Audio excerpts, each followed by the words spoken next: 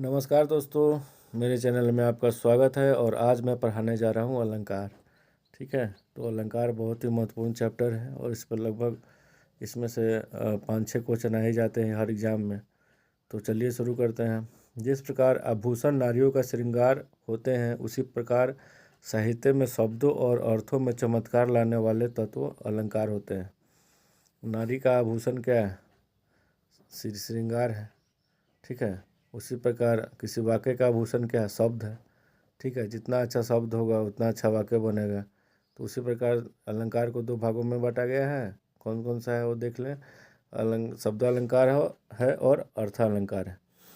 तो शब्द अलंकार के भेद जान लेते हैं। वो है अनुप्रास अलंकार। किसी वर्ण की बार बार आवृत्ति होने पर अनुप्रास अलंकार होता है। उदाहरण: रघुपति राघव राजा राम।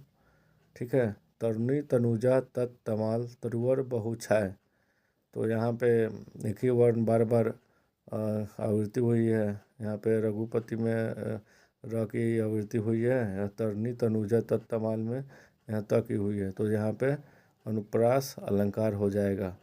यमक अलंकार: जहाँ कोई शब्द एक से अधिक बार आए तथा उनके अर्थ में भिन्नता हो।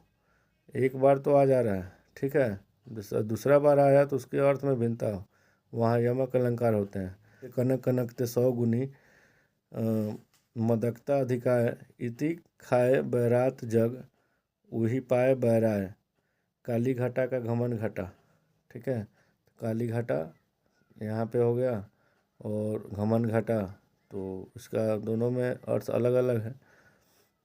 श्लेष अलंकार: जब किसी एक शब्द का प्रयोग एक ही बार किया गया हो पर उसके अर्थ एक से अधिक हो तो वहाँ श्लेष अलंकार होते हैं। मंगन को देख पट देत बार बार है। ठीक है, रहीमन जो गति दीप की कुल कपूत गति सोए। बायरे उजियारे कैरे बड़े अंधेरा होए। अर्थालंकार: इसमें आपका आ गया उपमा अलंकार। जब किसी एक वस्तु के गुणों की तुलना किसी दूसरी वस्तु से की जाए तो वहाँ उपमा अलंकार होता है। मखमल के झूल परे हाथी सा टीला। ठीक है, वह जिंदगी क्या जिंदगी जो सिर्फ पानी सी बही। तो यहाँ पे जिंदगी को पानी से तुलना किया गया है। और मखमल के झूल परे हाथी सा टीला, हाथी का जो टीला होता है उसको तुलना किया गया है कि मखमल कितना मुलायम होता है। तो उसी तरह हाथी का जो टीला झूलता रहता है चलते समय, तो उसको मखमल से तुलना किया गया है। रूपक अलंकार: जहाँ दो व्यक्तियों या वस्तुओं में समानता दिखाने के लिए उन्हें एक कर दिया जाए वहाँ रूपक अलंकार होता है। जैसे चरण कमल वैदेही हरिराई आए महंत वसंत। तो यहाँ पे चरण कमल को एक कर दिया गया, महंत वसंत को एक कर दिया गया। ठीक है, तो दो व्यक्ति या वस्तुओं में समानता दिखाने के लिए उन्हें एक कर दिया जाए वहाँ रूपक अलंकार होता है। ठीक है, अतिशयोक्ति अलंकार: जहाँ किसी वस्तु या व्यक्ति का बढ़ा चढ़ाकर वर्णन किया जाए वहाँ अतिशयोक्ति अलंकार होता है।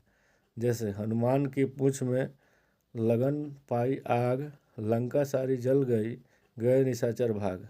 जब पूँछ में हनुमान जी के पूँछ में जब आग लगा तो लंका तो जला ही, साथ में जितने भी निशाचर प्राणी थे, ठीक है, जैसे भूत था, पिशाच था, दैत्य था, ठीक है, वो सब भाग गया। देख लो साकेत नगरी है यही, स्वर्ण से मिलने गगन में जा रही। तो यहाँ पे जो साकेत नगरी है वहाँ पे उसको बोला जा रहा है कि स्वर्ग से मिलने गगन में जा रही है। ठीक है, तो यहाँ पे बढ़ा चढ़ाकर, खूब बढ़ा चढ़ाकर बोला जाता है वर्ण को। ठीक है, तो अतिशयोक्ति अलंकार हो जाएगा। यहाँ पे उत्प्रेक्षा अलंकार। ठीक है, जहाँ उपमेय और उपमान की समानता के कारण उपमेय में उपमान की संभावना या कल्पना की जाए वहाँ उत्प्रेक्षा अलंकार होता है।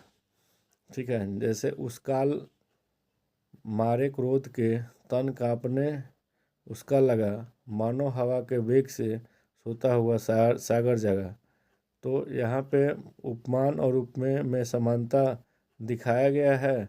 ठीक है, और उपमान की संभावना या कल्पना किया गया है। जैसे उस काल मारे क्रोध के, तन काँपने उसका लगा क्रोध के कारण, ठीक है।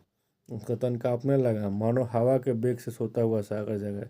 जैसे हवा जो बहता है तब क्या होता है, सागर में लहर उठने लगता है, वैसे ही जब क्रोध होता है तो उससे वो यहाँ पे माना जा रहा है कि उसका तन पूरा भय से काँपने लगा, ठीक है। तो यहाँ पे समानता भी दिखाया गया है, ठीक है, और कल्पना भी किया गया है। कल्पना यही किया जा रहा है कि हवा का जब वेग चल रहा है तो सोता हुआ सागर भी जग जाता जा रहा है, ठीक है। तो यो वीरवर अभिमन्यु तब शोभित हुआ उस काल में, सुंदर सुमन ज्यों पट गया हो कंटकों के जाल में। तो यहाँ पे अभिमन्यु का को लेकर यहाँ पे बात हो रही है, ठीक है। अगले वीडियो में आपको एक अनोखी चीज़ लेकर आएंगे आपके सामने। तब तक के लिए जय हिंद, जय भारत।